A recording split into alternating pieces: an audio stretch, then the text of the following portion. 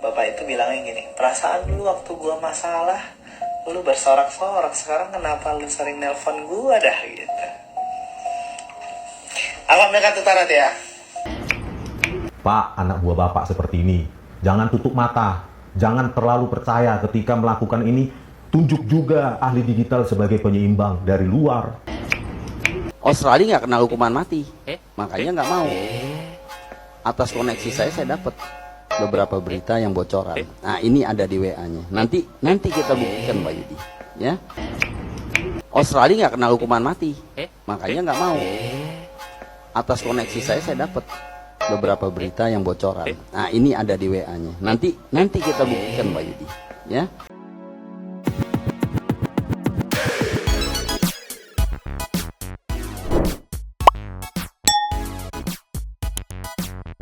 Yo, Monster People.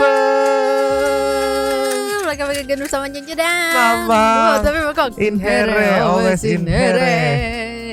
Jangan lupa buat yang belum subrek silakan dijengklung. Buat yang belum dapat notifikasi silakan dijengkling. Jangan lupa juga buat follow Instagram, Facebook dan TikTok. Radiasan linknya ada di Deskripsi. Lama tak jumpa Nyo. ya. Aduh, kangen aku baca-baca komen Santuy People, berdiskusi, membahas masalah-masalah pinggir jurang.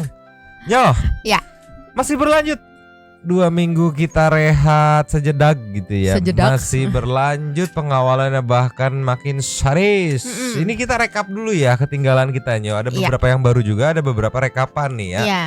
Gokil, ini netizen nggak bercanda, pengen ngawalnya nggak Iya. bercanda, serius. Nggak dikasih kendor ya. Nggak dikasih kendor. Kita 2 minggu nggak konten. Aku pikir setelah 2 minggu ya bahan udah lain nih. Kawalan mah tetap Masih ada. ya. Malah makin wadididau, makin bikin mamang merinding. Yang pertama kita meluncur dulu kali yang mana ya? Kesini dulu kali ya, meluncur. Cus. Ninyo, Yes. 2 hari yang lalu yang bikin mamang merinding di Santuy People Nyonyo nih ya. Ngelihat postingan ini dari Bang Martin Lukas Simanjuntak. Oke. Kita lihat dulu postingannya baru kita baca caption aja Oke. People. Play. Berkumpul. Oh, beneran banyak ya. Masalahnya kelas elit semua. Jadi bukan cuman Ecek-ecek omong gitu. doang kemarin tuh ya. Nih, di sini memang potong sambil kita melihat belakangnya atau dari sudut belakangnya ini ya Bang Martin ya. Captionnya juga bikin merinding nih. Sebagai implementasi dan sumpah advokat yang dalam menjalankan profesinya wajib memberikan bantuan hukum secara pro bono dan pro deo.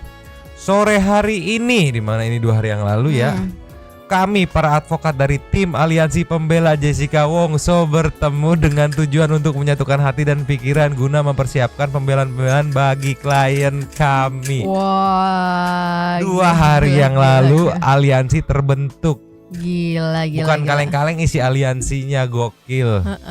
Ini nih ya. Ini ada penjelasan sedikit ya. Pro bono yang artinya untuk kemanusiaan dan pro deo yang artinya untuk kemuliaan Tuhan. Kami lakukan bagian kami untuk kemanusiaan dan biarlah kuasa dan penyertaan Tuhan yang akan membimbing segala upaya pembelaan kami bagi Jessica Wongso. Wah, gila. Kagak dibayar, Nyo. Gila. Nggak dibayar Nyo. Gila. Kalau maksud aku kalau mereka menolak ukut untuk nimbrung kasus ini Iya. atau ikut bertarung di kasus ini gitu. Bisa banget. Mereka lebih memilih case-case yang ada cuannya. Betul. Nggak dibayar. Iya. Gila. Nggak kaleng-kaleng aliansi dan ini Nyo yang bikin wadidaw lagi. Ada dari Dian Kasyandayani. Kalau butuh tambahan advokat saya bersedia ya. Butuh Bang, DM saya kontaknya. Wah, gila. Bukan berarti Bang Martin yang namanya udah tinggi terus dia tenang. Gua nggak butuh. Butuh yuk sebanyak-banyaknya gitu. Gila. Kita buka dengan sesuatu yang Tadi bisa kita lihat nih di sini ada Bang Martin ya. Nanti kalau misalkan kameranya ke sana lagi, di situ ada Bang Otto sama satu lagi aku mohon maaf lupa namanya yang dia selalu menjenguk Jessica. Oh. Ada kuasa hukumnya juga. Iya. Coba Yang di kita sebelahnya agak waktu percepat itu ya. sedikit ya. Nah ini nih. Di sini Bang itu aduh maaf nih lupa namanya. Nah, setahu aku Bang Otto di sini nih kalingan nih. Nah, tuh kan Bang Otto kan? Iya.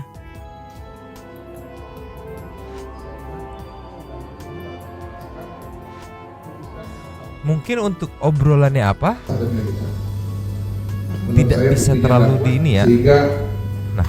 terlepas dari kecurigaan wajib kita bela. Namun yang paling prioritas buat saya adalah bagaimana supaya profesi kita, profesi advokat, ya, yang ke depan mungkin akan lebih banyak lagi advokat Indonesia ini dihargai dan juga diberikan porsinya ataupun diberikan hak dan kewajibannya sesuai dengan undang-undang advokat. Mungkin itu dari saya. Terima kasih. Terima kasih.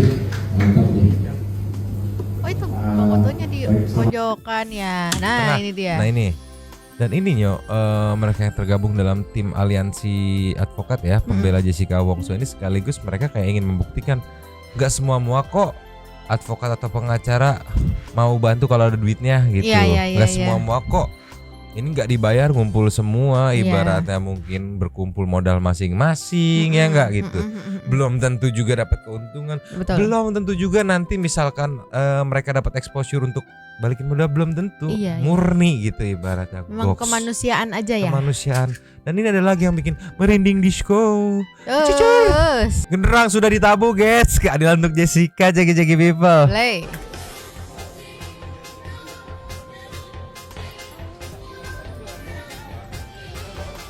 Siapa ini?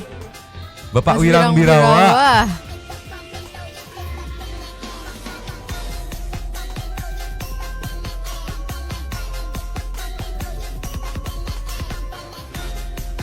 Oh, berarti hadir di situ juga ya? Baru datang setelah tadi pembukaan yang tadi, video tadi dia baru datang. Gila.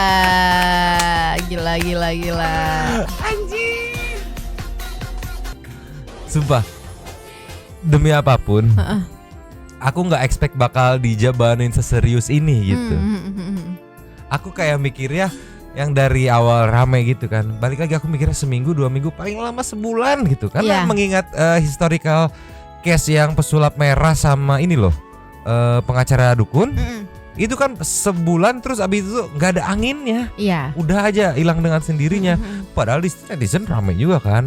Nah di sini sudah berapa lama ini, sebulan? Kita aja 2 minggu ya. Anggaplah udah sebulan lebih gitu kan. Malah makin diseriusin, malah makin apa ya? Nyatu, netizen juga makin jumlahnya makin banyak nih yang ingin kasus ini dibuka lagi tuh buat melihat faktanya gitu. Ya, karena balik lagi kan ya pengen tahu gitu kebenarannya kayak gimana sih gitu. Yang ini kejanggalan yang kemarin tuh gimana sih sebenarnya gitu kan? Kita kasih lagi. Jos. Nih.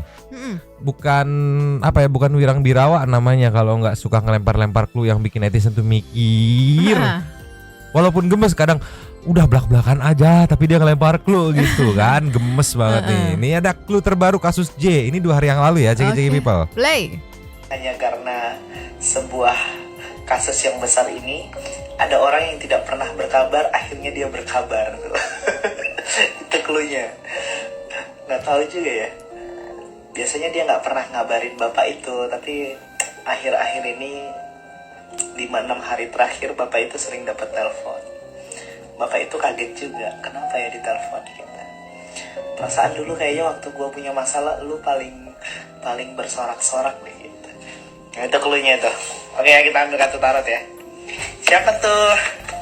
Itu clue firasat tuh. Siapakah orang itu? Padahal bapak itu sudah tenang damai di sana. Ya, tapi bapak itu juga saksi kunci sih. Ada yang bisa baca clue-nya? Kalau ada yang bisa, kalian keren. Bapak itu bilangnya gini, perasaan dulu waktu gua masalah lu bersorak-sorak, sekarang kenapa lu sering nelpon gua dah gitu. Aku ambil kartu tarot ya. Tunggu. Bapak itu bilangnya gini, perasaan dulu waktu gua masalah lu bersorak-sorak, sekarang kenapa lu sering nelpon gua dah gitu. Halo? Apa kabar Pak? Sehat Pak di sana? Ya jadi gini Pak. Enggak, saya bukannya kemarin bersorak-sorak. Enggak, saya tuh dukung sama Bapak gitu. Ya Pak. Jadi Bapak jangan terus aku langsung nangkep maksudnya apa. Di komen lagi anjir, Lucky Sukanto bawahnya bawah. Kayaknya rata-rata begitu komennya ya. Kita naik saja yuk. Oke, boleh. Bapak Wirang Birawa kebiasaan luncur. Terus. Nyoh. Ya. Ini ada Viti cuplikan Wirang Birawa atau Master Firasat yang sedang telepon. Diduga sih Jessica. Cuman lucunya yang jadi salvok netizen untuk sekelas Wirang Birawa teleponnya pakai handphone cenit new. Dimana katanya ya kalau yang beredar di luar sana tuh ya handphone cenit new tuh yang nggak bisa disadap gitu. Iya, ya masuk akal sih ya. Ya untuk sekelas Wirang Birawa kayak dia bisa pakai iPhone segala macem lah gitu yang mahal. Tapi di sini pakai handphone cenit new. Ada apa nih tanda tanya besar kan sama netizen ya? Cenit new. Iya, yang dilulungling begitu ya. Nah ini, hai kamu yang di sana, tetaplah kuat. Tuhan tidak pernah tidur. Manusia bisa menyakitimu, tapi Tuhan sayang padamu dan tidak pernah meninggalkanmu. Ada caption tambahan lagi di bawahnya. Makasih ya Om sudah difasilitasi hari ini bisa telepon meski hanya beberapa detik. Netizen dapat salam tuh, thanks a lot katanya. Tapi cuplikannya sedikit banget. Jadi ada cuplikan panjangnya. Itu lagu terus dia sempilin sedikit ini. Iya. Paling-paling Wirang Birawa paling-paling. Ya itu masih rahasia kali ya. Iya. Kita play. Play. Ya sehat-sehat selalu ya. Ya tetap semangat ya. Ya sama-sama, terima kasih. Ya sehat-sehat selalu ya. Ya tetap. Nah jadi diduga ini adalah suaranya Jessica. Kenapa kamu merinding? Enggak. Oh kirain merinding. Diduga ini suaranya Jessica, tapi aku masih belum tahu, belum yakin gitu. Mas Wirangnya juga belum ngomong gitu bahwa dia berteleponan sama Jessica. Balik lagi clue yang bikin kita kadang ini apa sih maksudnya gitu. Kayak nggak paham. Tapi lah secara nggak langsung dia bagus mengajari netizen untuk kritis dan detail mikir dari clue-nya ya. Kita kasih nextnya. Terus. Ninyo. Ada cuplikan dari podcastnya Ray-Ban Entertainment. Momen ini bapak pengacara yang apa namanya? Yang tadi aku bilang aku lupa namanya nih. Yang mendampingin Jessica juga kan? Iya, sama Bang Otto pada saat itu ya. Dia sampai apa ya, kayak secara nggak langsung gitu, kayak dia tuh pokoknya berjanji nggak akan ninggalin Jessica. Walaupun hubungan klien dan pengacaranya kayak bisa dibilang ya udah clear harusnya ya, karena udah putusan ya. Ini ada sedikit statement dia yang ceki people. Play. Jelas Jessica nangis. Saya nggak nangis, dan Jessica nangis di situ. Nah, ibu ngeramin saya, tenang kamu jangan nangis. Saya nggak kuat di situ, saya nangis di situ lihat Jessica. Nah, artinya Jessica, kamu harus kuat ya. Ya aku harus kuat. Aku akan jalankan kalau emang ini perjalanan saya. Dan saya dari kecil tidak pernah menyusahkan orang, ya kan. Tapi yakin karma itu akan ada. Gitu. Saya bilang betul.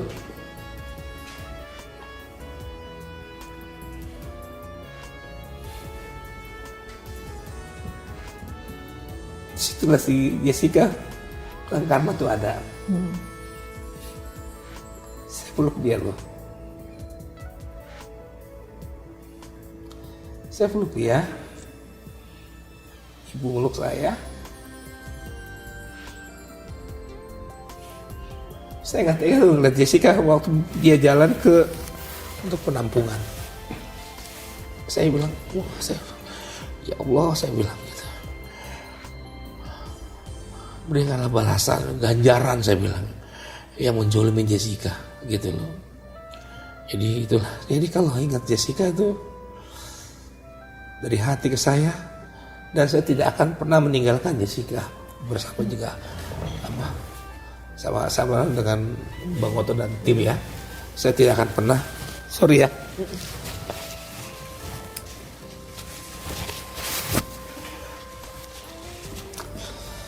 Jadi kalau saya lihat Jessica lebih kuat daripada saya. Tapi kalau Jessica lagi nangis itu, saya bilang, Jessica kamu jangan nangis. Kalau kamu nangis saya lebih parah, gitu. Nggak tahu saya punya hati apa dengan Jessica itu ya. Artinya saya kayak seorang kakak lah atau seorang bapak. Jadi saya juga punya anak perempuan 2 kan. Artinya, aduh, amin yang baik. Saya bilang, jadi kalau ketemu Jessica bukan bicara hukum lagi saya. Ya kan, Otto yang bisa bicara hukum dengan tim yang lain, ya kan. Tapi dalam persidangan saya udah mulai lagi gitu ya. Tapi ketika bicara ketemu Jessica, perasaan itu yang paling sedih saya di situ, dan paling sedih lagi pada saat putusan, gitu loh. Jessica masuk ke dalam mobil diantar istri saya, lawyer juga. Dia nangis loh. Tapi waktu sebelum itu dia mengucapkan begini, Bang Oto bilang, kamu salam kepada pengunjung begini, gitu. Dia bilang nangis. Ya itulah perjalanan saya untuk Jessica, dan kita sudah menyiapkan semua dari tim lawyer, ya kan. Dan saya juga terima kasih sama Bang Oto, ya. Saya nggak salah pilih. Bang, saya minta bantuan. Abang harus bantu saya dengan Jessica. Kalau abang, hanya abang yang saya untuk minta tolong. Gila sih, kalau yang aku lihat itu udah bukan hubungan antara pengacara Klien sama dan klien kliennya ya. gitu, udah kayak ya benar kata tadi Bang Bostam berarti ya. Ya udah dianggap kayak ada sendiri karena dia sampai sampai terbawa suasana perasaan, ya itulah pokoknya ya. Iya kan Nyo, yang dibilang itu juga pada saat itu nggak punya apa-apa buat bayar gitu kan. Iya. Dan Bang Oto pun menerima untuk ya udah pro bono gitu kan. Oke, putusan udah keluar. 7 tahun berlalu.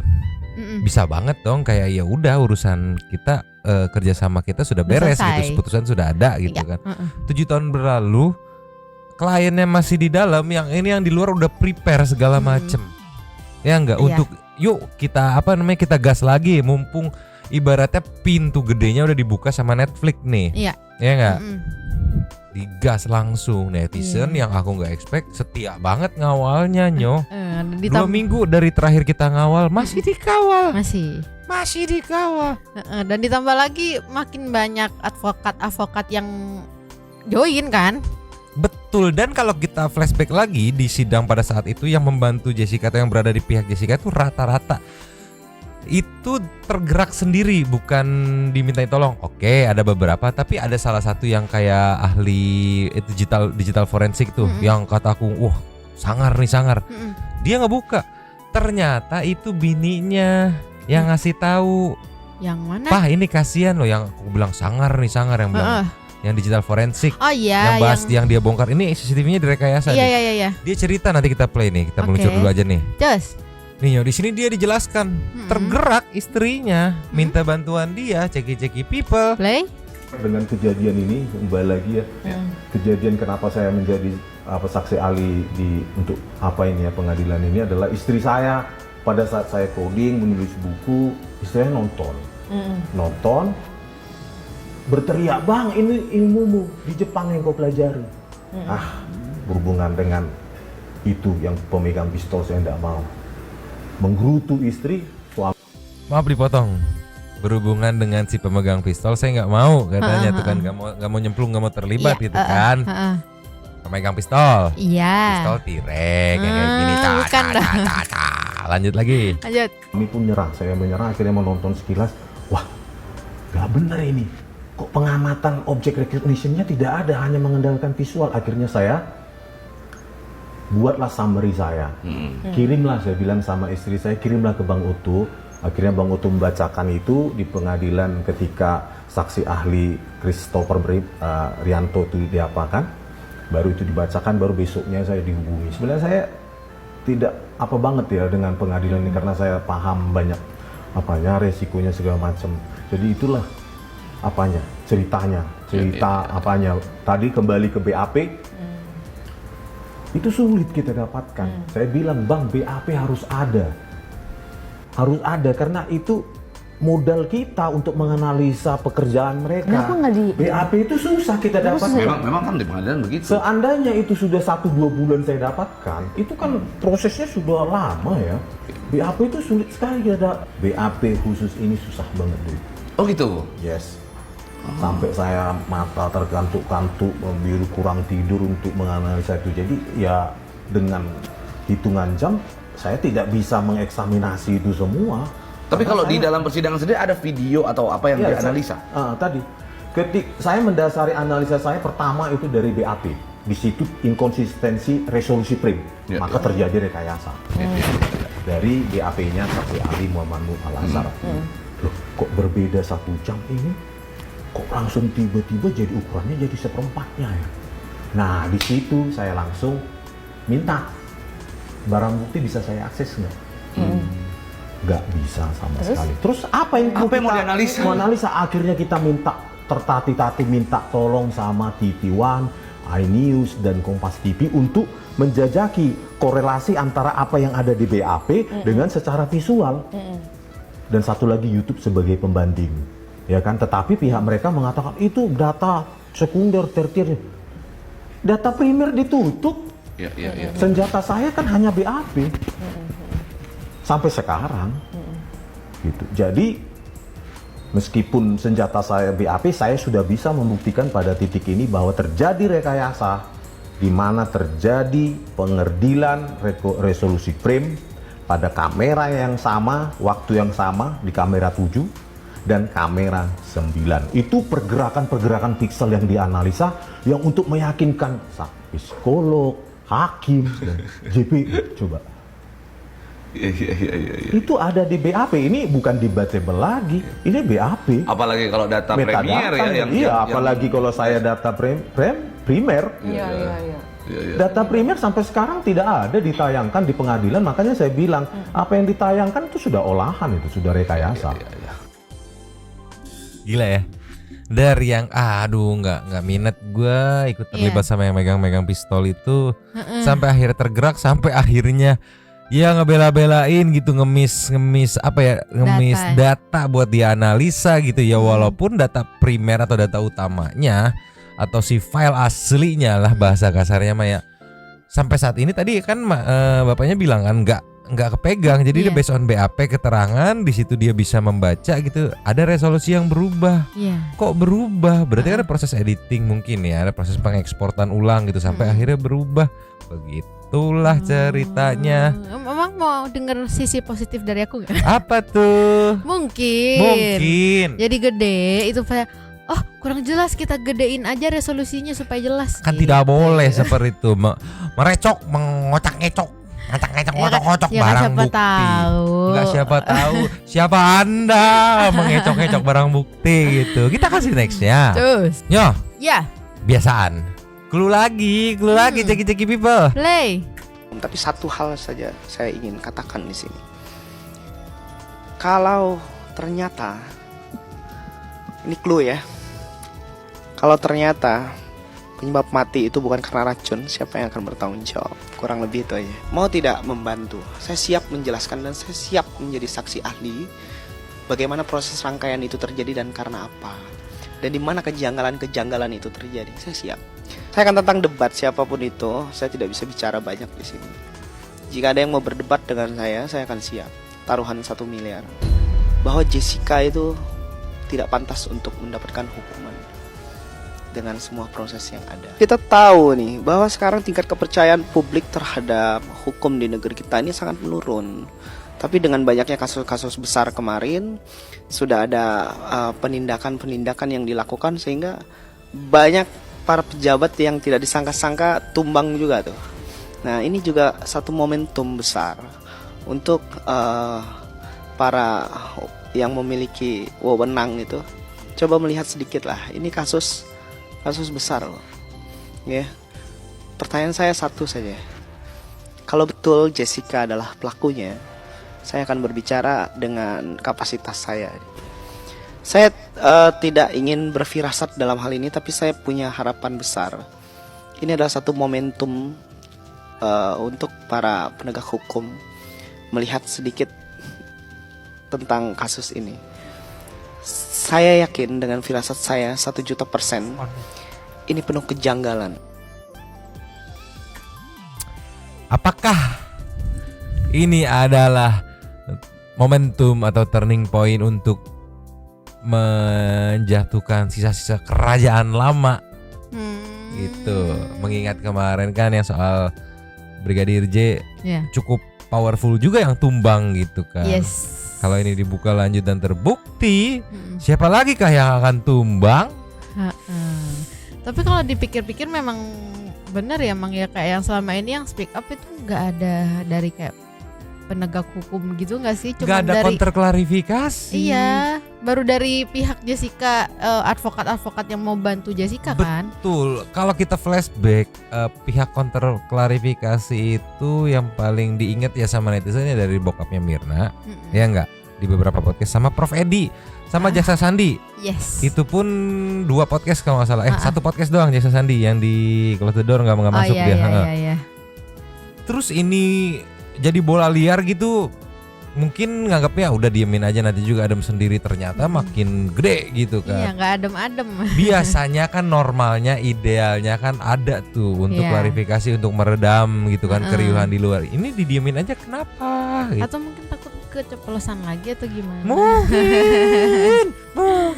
Ngomong-ngomong soal keceplosan, katanya nih ada netizen yang berhasil menemukan jejak digital juga pada saat persidangan. Sebenarnya itu keceplosan kata netizen, cuman pada saat itu nggak ngeh. Oke. Boleh meluncur ibu? Luncur? Ayo atuh. Ninyo, ini yang tadi aku maksud nih. Di sini ada caption kemarin bilangnya saya ada botolnya. Bilangnya lagi kemarinnya saya ada CCTV yang baru. Sekarang ada WA-nya dari Australia. Next apa lagi yang dimanipulasi sama ini itu persidangan atau proses atau video yang di 7 tahun yang lalu. Cuman ya baru kegali sekarang dan baru ngeh sekarang gitu. Ceki people. Lay. Baru dapat WA ya. Ini adalah satu peluru lagi dari Australia. Ini kalau sampai kata polisi Australia ini istilahnya kalau bocor, polisi Indonesia akan bunuh Jessica. Maksudnya hukuman mati. Australia nggak kenal hukuman mati, makanya nggak mau. Atas koneksi saya dapat beberapa berita yang bocoran. Nah ini ada di WA-nya. Nanti kita buktikan Pak Yudi, ya.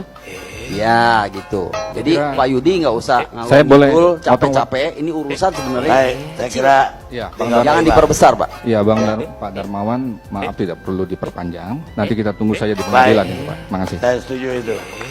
Saya baru Maksudnya gimana sih, aku nggak Jadi ngerti. ini kayak semacam strategi ngeghosting, kayak lu udah nggak usah bela-bela, gue punya bukti otentik yang kalau ini gue lepas, yang lu bela tuh bisa kena hukuman metong. Begitu. Buktinya apa? Ada WA nih dari orang Australia gitu.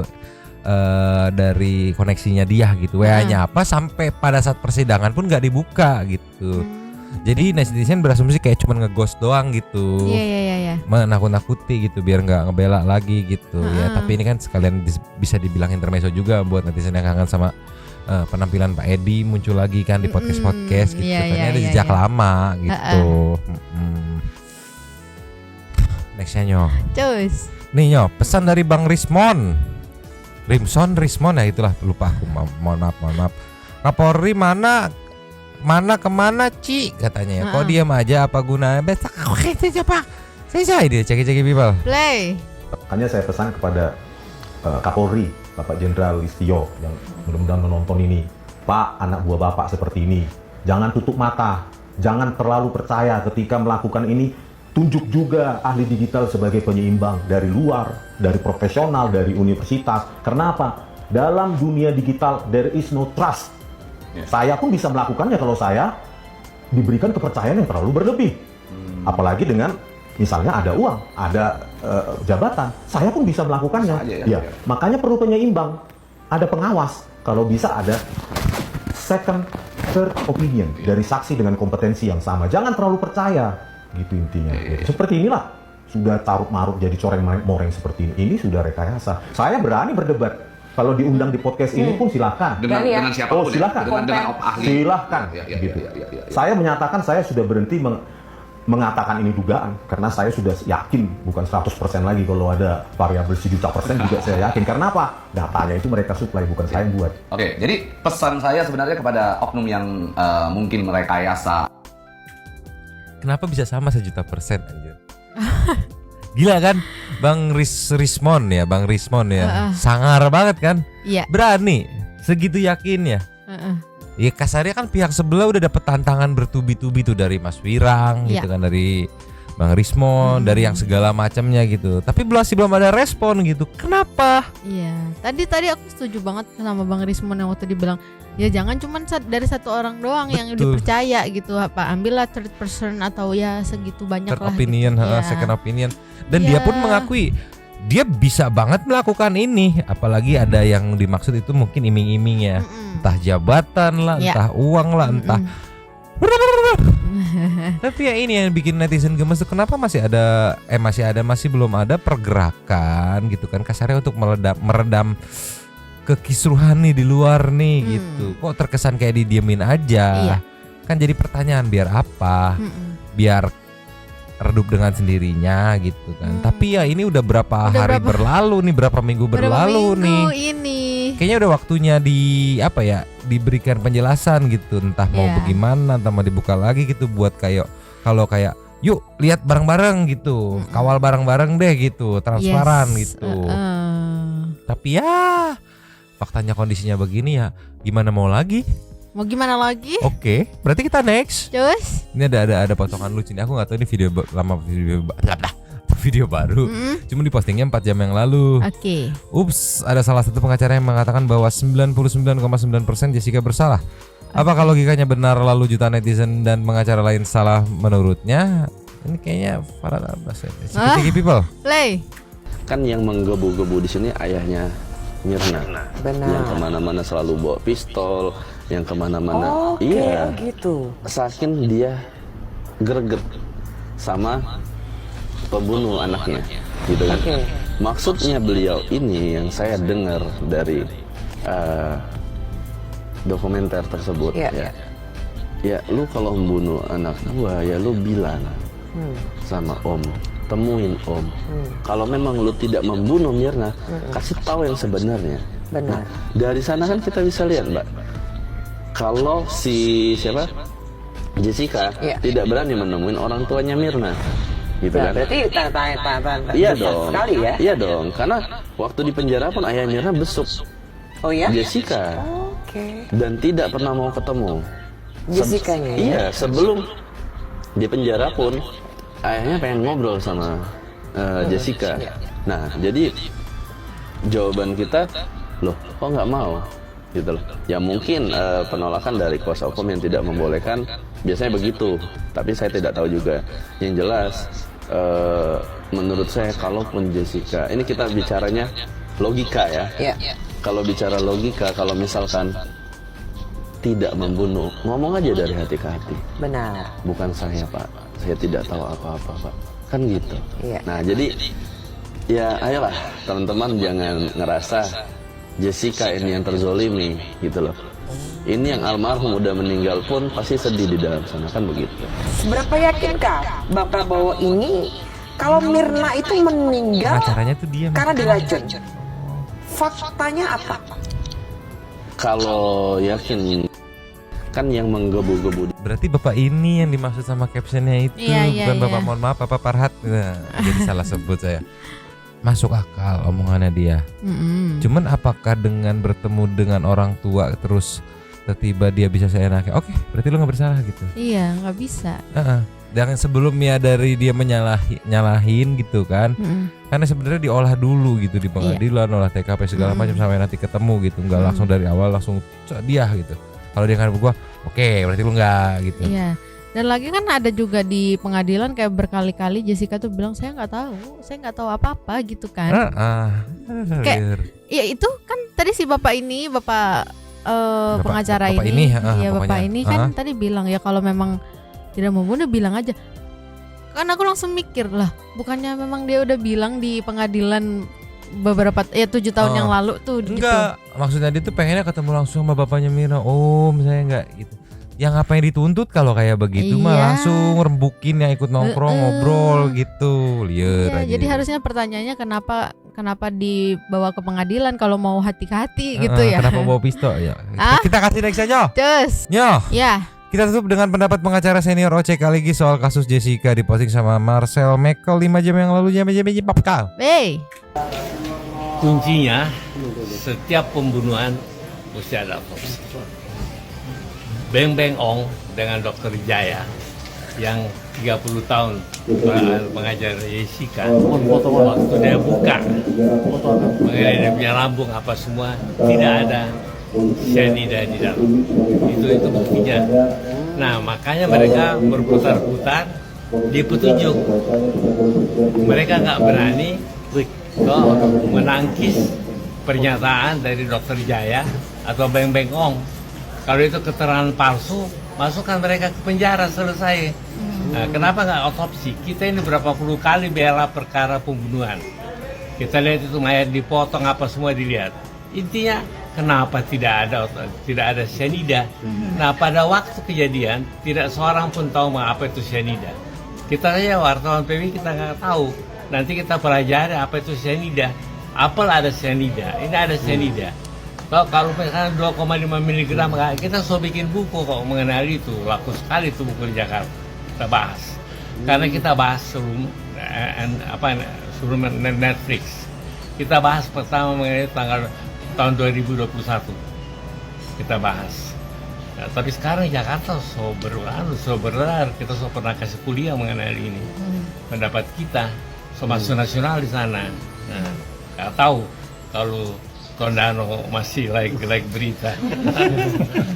Iya. Ini kan ada rencana dari sejumlah pengacara. Ya mesti bergabung lah. Pak Ocek bergabung. Ya kita pasti. Kita punya inti. Cuma kenapa mereka nggak berani lawan pendapat dari Beng Beng Ong? Diusir ke Australia nggak ada relevansinya dengan pendapat ahli dia bahwa tidak ada cyanida kan? Dr. Jaya itu 30 tahun dia mengajar mengenai cyanida. Nah, mestinya kalau cyanida waktu dia punya mayat merah kan? Kenapa bapaknya nggak setuju? Nah, itu menjadi pertanyaan. Jadi mereka, kalau kita tanya dari si Salihin, apakah kau melihat dia menuangkan cyanida? Enggak. Kemudian penggeledahan di tasnya, apakah ada bubuk cyanida? Tidak ada. Nah, kita di Jakarta bilang ada 7 putusan salah dari dunia. Kita sebut nama-namanya semua. Kita peneliti kok. Berarti yang kasus itu bisa saja putusan salah? Enggak. Hakim teledor di dalam memutus karena dia sudah dengar pendapat dari Jaya dengan Beng Beng Ong. Kenapa dia nggak berani? Di dalam pertimbangan hukumnya bilang itu salah. Ada pendapat ahli, ya kan? Dia berputar-putar di petunjuk. Petunjuk pasal 184, 185 kan? Bukan bukti loh, bukan petunjuk. Itu putusan dari Mahkamah Agung. Ada lagi yang satu yang lagi. Iya ya, kalau udah senior ngomong ya. Beda ya, jam terbang ya, nggak bisa bohong. Tapi masuk akal banget. Kalau memang digembar-gembor Beng Beng Ong, kesaksian palsu Dr. Jaya itu bohong segala macam. Kenapa nggak diperkarain? Kesaksian palsu bener juga. Sama ini sih yang di statement terakhirnya itu kan. Kalau misalnya harusnya ya sebagai jaksa ya katanya ya. Hakim. Jaksa lah itu. Kayak meskipun ada 1 atau 2 orang yang pendapatnya kayak gitu beda, itu berarti kan beda dari yang lain gitu. Ya tolong jangan langsung ditepis gitu loh, dipikirin dulu, dipertimbangkan gitu kan. Dulu gitu. Kok jadi kayak kelihatan gitu. Ya pokoknya makin ramai makin kusut, makin berlanjut nih ya, nggak stop gitu aja ya Nyok. Sampai kita nunggu kelanjutan kawalan dari para netizen. Nanti kita rangkum lagi. Seperti biasa kita meluncur ke intermezzo dulu biar nggak pusing. Oke. Meluncur. Yes. Nyok. Intermezzo. ASMR. Si bos ngomel. Ciki-ciki people. Play. ASMR. Si bos ngomel.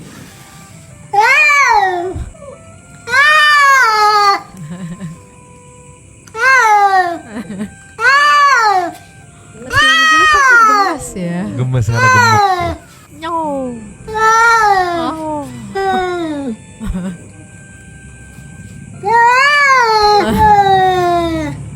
ASMR. Si bos goyong, gemes banget. Mukanya gemes.